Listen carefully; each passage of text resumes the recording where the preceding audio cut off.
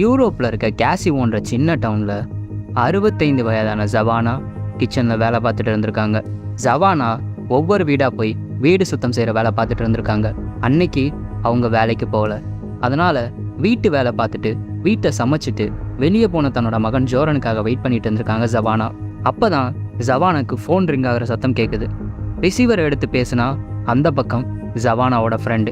அவங்க ஃப்ரெண்டோட வாய்ஸ் ரொம்பவே பதட்டமாகவும் குழப்பத்தில் இருக்க மாதிரியும் இருந்திருக்கு. மேலும் அந்த நம்பர் ஜவானா கிட்ட லேட்டஸ்ட்டாக வந்த நியூஸை கேட்டியான்னு கேட்டிருக்காங்க. அதுக்கு ஜவானா இல்லைன்னு சொல்லியிருக்காங்க. உடனே அந்த பெண் அந்த டவுனில் ஒரு மோசமான ஆக்சிடென்ட் நடந்திருக்கதா ரேடியோவில் சொன்னதா சொல்லி ஜவானா கிட்ட சொல்கிறாங்க. அது மட்டும் இல்லாமல் அந்த ஆக்சிடென்ட் ஜவானா வெயிட் பண்ணிட்டு இருந்த தன்னோட மகன் ஜோரனுக்கு தான் நடந்திருக்கதாகவும் சொல்லியிருக்காங்க. இதை கேட்டு அதிர்ந்து போன ஜவானா ஃபோனை வச்சுட்டு அழுதுட்டே வீட்டை விட்டு வெளியே ஓடி வந்திருக்காங்க. வெளியே வந்த ஜவானாவை பார்த்த பக்கத்தில் அந்த நெய்பர் லேடி என்ன ஆச்சுன்னு கேட்டிருக்காங்க. அதுக்கு ஜவானா அழுதுகிட்டே தன்னோட மகனுக்கு ஆக்சிடென்ட் ஆகிட்டதாகவும் அவனை பார்க்க ஹாஸ்பிட்டல் போகிறதாகவும் சொல்லிட்டு ஓடி இருக்காங்க. ஜவானா அழுதுகிட்டே திருமண வரைக்கும் போகிறதா அந்த லேடி பார்த்துருக்காங்க. அதுக்கப்புறம் அவங்க எங்கே போனாங்கன்னு யாருக்கும் தெரியல. கொஞ்ச நேரத்துக்கு அப்புறம் ஜவானா அழுதுகிட்டே போகிறத பார்த்த நெய்பர் லேடியோட வீட்டு கதவை யாரோ தட்டுற சத்தம் கேட்குது. கதவை திறந்து பார்த்த லேடிக்கு ஒரே ஷாக்.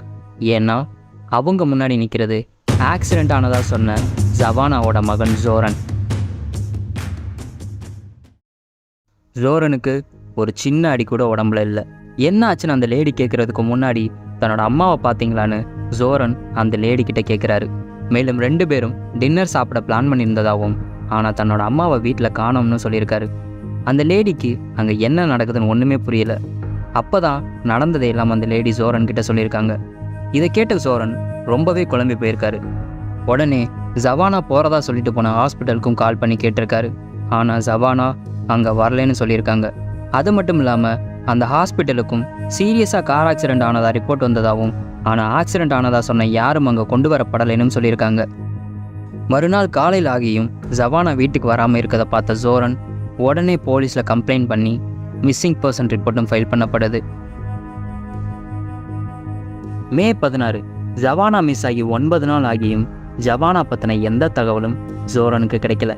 ஜோரனுக்கு எங்கே தேடுறது என்னன்னு ஒன்றுமே புரியல. அதே சமயம் ஜவானாவோட பாடி ஆல்ரெடி போலீஸால் கண்டுபிடிக்கப்பட்டிருந்துச்சு. ஆனால் பாடி அடையாளம் தெரியாத அளவுக்கு செதஞ்சு போய் இருந்தனால யாரோட பாடின்னு ஐடென்டிஃபை பண்ண முடியாமல் அதை பப்ளிக்காக அனௌன்ஸ் பண்ணாமல் இருந்திருக்காங்க போலீஸ். அது மட்டும் இல்லாமல் கண்டுபிடிக்கப்பட்ட அந்த பாடி ஒரு லேடியோட பாடினும் அது பிளாஸ்டிக் பேக்கால் சுத்தப்பட்டு வயரால் கட்டப்பட்டு சாக்கர் ஸ்டேடியம் பக்கத்தில் ஒரு இல்லீகல் லேண்டில் புதைக்கப்பட்டிருந்துச்சு. மேலும் அந்த லேடி பல பொருட்களை வச்சு அப்யூஸ் பண்ணப்பட்டிருக்கதா சொல்லப்பட்டுச்சு. அதுக்கப்புறம் நடத்தப்பட்ட விசாரணையில் அந்த பாடி ஜவானாவோட பாடின்னு கண்டுபிடிக்கப்படுது. அப்போ தான் ஜவானாவோட வீட்டு பக்கத்தில் வாழ்ந்துட்டு இருந்த 56 வயதான பழைய நியூஸ் ரிப்போர்ட்டர் வில்லாடோவுக்கு இந்த நியூஸ் தெரிய வருது. இந்த நியூஸ் போலீஸ் ஸ்டேஷனில் வில்லாடோவோட இன்ஃபார்மராக இருந்த ஒரு நபரால் அவருக்கு தெரிய வந்திருக்கு. அந்த நபர் தான் ஜவானாவோட பாடி கண்டுபிடிக்கப்பட்டதாகவும் அவங்க பொருட்கள் எல்லாம் எதுவும் மிஸ் ஆகாமல் பாடி கூடயே தான் இருக்கதாகவும் சொல்லியிருக்காரு. இது மூலமாக ஜவானா கொள்ளையர்களால் கொலை பண்ணப்படலைன்னு வில்லாடோவுக்கு தெரிய வருது. இந்த நியூஸ் வில்லாடோவுக்கு எந்த சர்ப்ரைஸையும் கொடுக்கல. ஆனால் இந்த கேஸில் ஏதோ தப்பாக இருக்குன்னு மட்டும் உணர ஆரம்பிக்கிறாரு. அதனால் இந்த இன்வெஸ்டிகேஷனில் இன்வால்வ் ஆகலான்னு முடிவு பண்ணுறாரு வில்லாடோ. வில்லாடோ டெனஸ்கி அக்ரெசிவான பயமில்லாத ஒரு ப்ரொஃபஷனல் ரிப்போர்ட்டர். எந்த நியூஸாக இருந்தாலும் யாருக்கும் பயப்படாமல் தைரியமாக பப்ளிஷ் பண்ணக்கூடிய ஒரு நபர். அது மட்டும் இல்லாமல் வில்லாடோ அதிகாரிகளையும் கவர்மெண்ட்டையும் கிரிட்டிசைஸ் பண்ணி தொடர்ந்து நியூஸ் பப்ளிஷ் பண்ணிட்டும் இருந்திருக்காரு. இதனால் அதிகாரிகள் மேலே நம்பிக்கை இல்லாமல் தானே இந்த கேஸில் இன்வால்வ் ஆகி உண்மை என்னன்னு கண்டுபிடிக்கலான்னு முடிவு பண்ணுறாரு வில்லாடோ. முதல் வேலையாக தன்னோட நோட்புக் பெண்ணை எடுத்துகிட்டு ஜவானாவோட வீட்டுக்கு போய் ஜோரனை மீட் பண்ணுறாரு.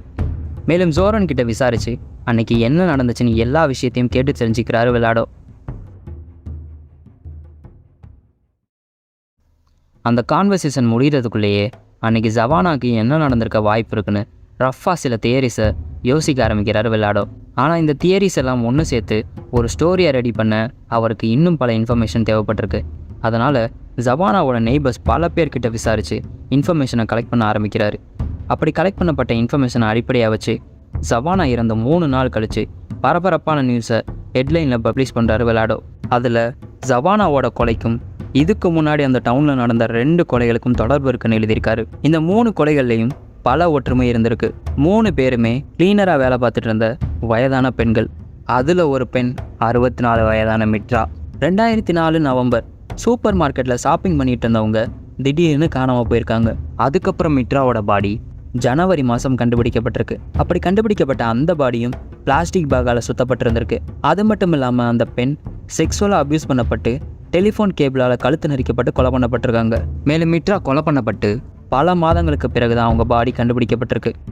மற்றொரு பெண் 54 வயதான லுபிகா 2007 நவம்பரில் கொலை பண்ணப்பட்டிருக்காங்க. அவங்களோட பாடி கைவிடப்பட்ட ஒரு லேண்ட்லேருந்து கண்டுபிடிக்கப்பட்டிருக்கு. இங்கேயும் டெலிஃபோன் கேபிள் தான் யூஸ் பண்ணப்பட்டிருக்கு. மேலும் அவங்களோட பாடி துண்டு துண்டாக வெட்டப்பட்டு பிளாஸ்டிக் கார்பேஜ் பேக்கில் போடப்பட்டு டிஸ்போஸ் பண்ணப்பட்டிருக்கு. வெலாடோவோட இந்த ஸ்டோரி அந்த ஏரியாவில் இருக்க மக்களுக்கு ரொம்பவே அதிர்ச்சியை கொடுத்துச்சு.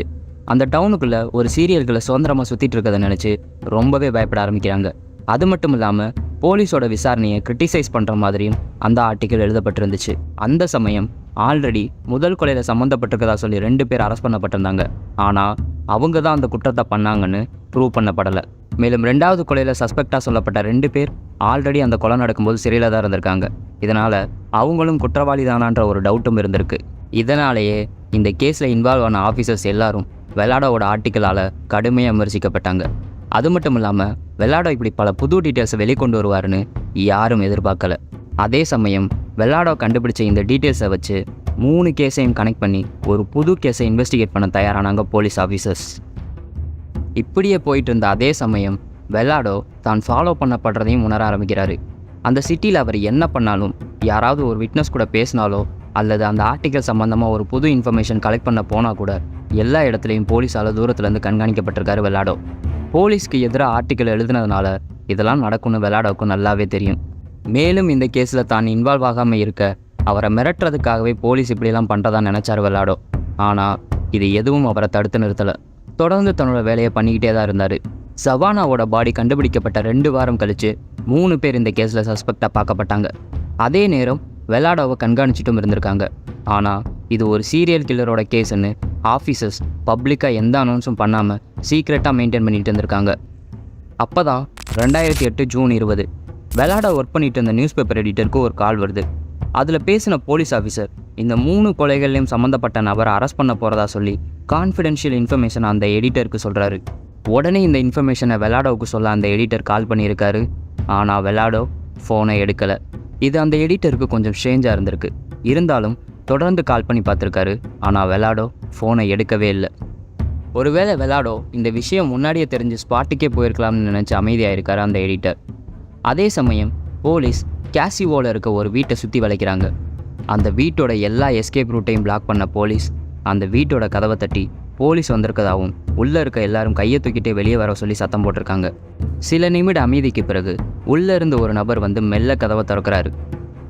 வெளியே வந்த அந்த நபர் அங்கே என்ன நடக்குதுன்னு ஒன்றுமே புரியாமல் குழப்பத்தில் இருந்திருக்காரு. உடனே போலீஸ் ஆஃபீஸர்ஸ் அவரை அரெஸ்ட் பண்ணி ஸ்டேஷனுக்கும் கூப்பிட்டு போகிறாங்க. அது மட்டும் இல்லாமல் அந்த வீட்டை சர்ச் பண்ண இன்வெஸ்டிகேட்டர்ஸ் அந்த வீட்டில் வயலண்ட் சீன்ஸ் நிறைஞ்ச படங்கள் நிறைய இருக்கதையும் கண்டுபிடிக்கிறாங்க. அதே நேரம் அந்த எடிட்டருக்கு மறுபடியும் அந்த போலீஸ் ஆஃபீஸர் கிட்டேருந்து கால் வருது. அதில் அந்த குற்றவாளி அரெஸ்ட் பண்ணிட்டு தான் சொல்லி அந்த ஆஃபீஸர் எடிட்டர்கிட்ட சொல்கிறாரு. மேலும் அரெஸ்ட் பண்ணப்பட்ட நபரோட பேரையும் சொல்லியிருக்காரு. அந்த பேரை கேட்டதும் அந்த எடிட்டர் பயங்கரமான ஷாக் ஆகியிருக்காரு. அது வேற யாரும் இல்லை, ஃபேமஸ் நியூஸ் ரிப்போர்ட்டரான வெலாடோ டெனஸ்கி.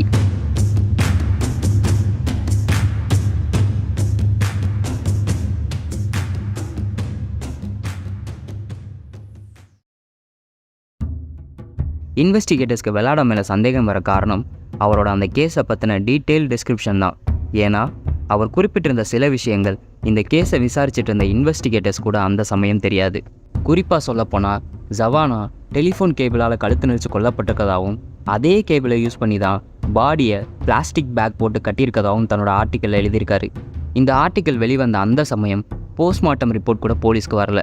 அப்படி இருக்கும்போது இந்த மாதிரி டீட்டெயிலாக சொல்லணும்னா ஒரு நபர் ஒன்று கொலை பண்ணதை பார்த்துருக்கணும், இல்லை அந்த நபர் தான் கொலையாளியாக இருக்கணும். அது மட்டும் இல்லாமல் மற்ற 2 விக்டிமும் கேபிள் யூஸ் பண்ணி தான் கொலை பண்ணப்பட்டது பப்ளிக்காக அனௌன்ஸ் பண்ணப்படாமல் தான் இருந்திருக்கு. இதனால் இந்த டீட்டெயில்ஸ்லாம் வெலாடோவோட ஆர்டிக்கலில் இருக்கிறத நோட் பண்ண ஆஃபீஸர்ஸ் வெலாடோ மேலே சந்தேகப்பட ஆரம்பிக்கிறாங்க. மேலும் வெலாடோவோட டிஎன்ஏ க்ரைம் சீனில் கிடச்ச டிஎன்ஏவோட மேட்ச் ஆகி வெலாடோ தான் அந்த சீரியல் கில்லர்னு கன்ஃபார்மும் பண்ணப்படுது. உடனே அரெஸ்ட் பண்ணப்பட்ட வெலாடோ மேலே 3 கொலை வழக்கு பதியப்படுது. ஆனால் வெலாடோ அதற்கு மேலேயும் கொலை பண்ணியிருக்க வாய்ப்பு இருக்கதா போலீஸால் நம்பப்பட்டுச்சு. வெலாடோ தான் அந்த சீரியல் கில்லர்னு தெரிய வந்ததும் அந்த பகுதி மக்களுக்கு இது மிகப்பெரிய அதிர்ச்சியை கொடுத்துச்சு. வெலாடோ 1952 கேசியோவில் பிறக்கிறாரு. அவருக்கு ஒரு பிரதரும் சிஸ்டரும் இருந்திருக்கு. அவரோட பேரண்ட்ஸ் ஆரம்பத்துலேருந்தே கொஞ்சம் ஸ்ட்ரிக்டாக தான் இருந்திருக்காங்க. அவரோட 21 வயதில் வெஸ்னான்ற பொண்ணு கூட அறிமுகம் ஏற்பட்டு பின்பு திருமணமும் பண்ணிக்கிறாங்க. அவங்களுக்கு 2 குழந்தையும் பிறந்திருக்கு. 1980களில் ஒரு ரிப்போர்ட்டராக புகழோட உச்சியில் இருந்திருக்காரு வெலாடோ. அப்போ தான் 2002 ஏதோ காரணங்களுக்காக வெலாடோவோட பேரண்ட்ஸ் 2 பேரும் தற்கொலை பண்ணி இறந்து போகிறாங்க. இந்த சம்பவம் அவரோட வாழ்க்கையவே தலைகீழ புரட்டி போட்டுறது. அது மட்டும் இல்லாமல் அதிலிருந்து சரியாக 1 வருஷம் கழித்து ஒரு சில காரணங்களுக்காக தன்னோட ரிப்போர்ட்டர் வேலையை இழக்கிறாரு வெலாடோ. குடும்பத்தை நடத்துகிற மொத்த பொறுப்பும் வெலாடோவோட மனைவி வெஸ்னா மேலே விழுகுது. இதனால் வேலைக்கு போக ஆரம்பித்த வெஸ்னாவுக்கு அந்த வேலையில் ப்ரமோஷன் கிடச்சி அதனால் தன்னோட குழந்தைகளோட வேற ஒரு டவுனுக்கு மூவ் பண்ணி போயிடுறாங்க. வெலாடோ தனியாக தான் வாழ்ந்துட்டு இருந்திருக்காரு. வெலாடோவோட அம்மா ஒரு கிளீனர். சின்ன வயசுலேருந்தே வெலாடோவை அடிக்கிறது, அவமானப்படுத்துறதுன்னு ரொம்பவே மோசமாக தான் ட்ரீட் பண்ணியிருக்காங்க. அவங்க அம்மாவோட இந்த செயல் கூட வெலாடோ சைக்கோவாக மாற காரணமாக இருக்கலாம். தன்னோட அம்மாவை பழிவாங்க முடியாத ஒரே காரணத்தினால அவங்கள மாதிரியே கிளீனிங் வேலை பார்க்குற அதே வயசில் இருக்க பெண்களை தேர்ந்தெடுத்து வெலாடோ கொலை பண்ணியிருக்கலாம்னு சொல்லப்பட்டுச்சு. அது மட்டும் இல்லாமல் கொலை பண்ணப்பட்ட 3 பெண்களுக்கும் வெலாடோவோட அம்மா கூட பழக்கம் இருந்திருக்கு. இந்த கனெக்ஷனை யூஸ் பண்ணி தான் தன்னோட விக்டிமை வெலாடோ செலக்ட் பண்ணியிருக்கதா சொல்லப்பட்டுச்சு. விக்டிமை ரெகுலராக ஃபாலோ பண்ணி சரியான நேரம் வர வரைக்கும் காத்திருந்து அதுக்கப்புறம் அவங்கள கடத்தி கொலை பண்ணியிருக்கான் வெலாடோ. கொலை பண்ணதுக்கப்புறம் விக்டிமோட வீட்டுக்கு அனுதாபம் தெரிவிக்கிற மாதிரி போய் அவங்க ரிலேஷன்கிட்ட அவங்கள பற்றி மேலும் சில இன்ஃபர்மேஷனை தெரிஞ்சுக்கிட்டு அந்த இன்ஃபர்மேஷனை தன்னோட ஆர்டிக்கலில் பயன்படுத்தவும் செஞ்சுருக்கான். தன்னோட ஆர்டிகல்ஸில் போலீஸை கன்ஃபியூஸ் பண்ணுறதுக்காகவே நிறைய பொய்யான தகவல்களையும் எழுதியிருக்கான் வெலாடோ. அது மட்டும் இல்லாமல் அன்றைக்கி ஜோரனுக்கு ஆக்சிடென்ட் ஆனதாக ரேடியோவில் வந்த நியூஸ்க்கு காரணம் வெலாடோ தான். வெலாடோ தான் அந்த ரிப்போர்ட்டை அந்த ரேடியோ ஸ்டேஷன் எடிட்டருக்கு சொல்லியிருக்கான். ஆல்ரெடி வெலாடோ ரேடியோ ஸ்டேஷனில் ஒர்க் பண்ணிட்டு இருந்தனால அந்த எடிட்டரும் பேக்ரவுண்ட் வெரிஃபிகேஷன் பண்ணாமல் அதை அப்படியே ரேடியோவில் சொல்லவும் செஞ்சுருக்காரு. இதனால் அவன் நினச்ச மாதிரியே ஜவானா அன்றைக்கி வீட்டை விட்டு வெளியே வந்திருக்காங்க. இதை பயன்படுத்தி தான் அவங்கள கடத்தி கொலை பண்ணியிருக்கான் வெலாடோ. அரெஸ்ட் பண்ணப்பட்டு 3 நாள் கழித்து வெலாடோ சிறைக்குள்ளே இறந்தும் போகிறான். சிறை பாத்ரூமில் இருக்க பிளாஸ்டிக் பக்கெட்டில் தண்ணி நிரப்பி அதில் மூச்சடக்கி தற்கொலை பண்ணி இறந்து போயிட்டதா சிறை அதிகாரிகளால் சொல்லப்பட்டுச்சு. அவனோட நுரையீரலில் தண்ணி போனது தான் அவனோட இறப்புக்கு காரணமாக சொல்லப்பட்டுச்சு. வெலாடோ இறந்தும் கூட இந்த கேஸ் பல மீடியாக்களில் தொடர்ந்து பல நாட்களாக பேசப்பட்டுச்சு. அது மட்டும் இல்லாமல் வெலாடோவுக்கு Macedonian Jack the Ripper, the grandmother hunter, crazy ஜேர்னலிஸ்ட்னு பல புனை பெயர் வைக்கப்பட்டுச்சு. இந்த கேஸை பற்றி நீங்கள் என்ன நினைக்கிறீங்கன்னு உங்களோட கமெண்ட்ஸை கமெண்ட் பாக்ஸில் மென்ஷன் பண்ணுங்கள்.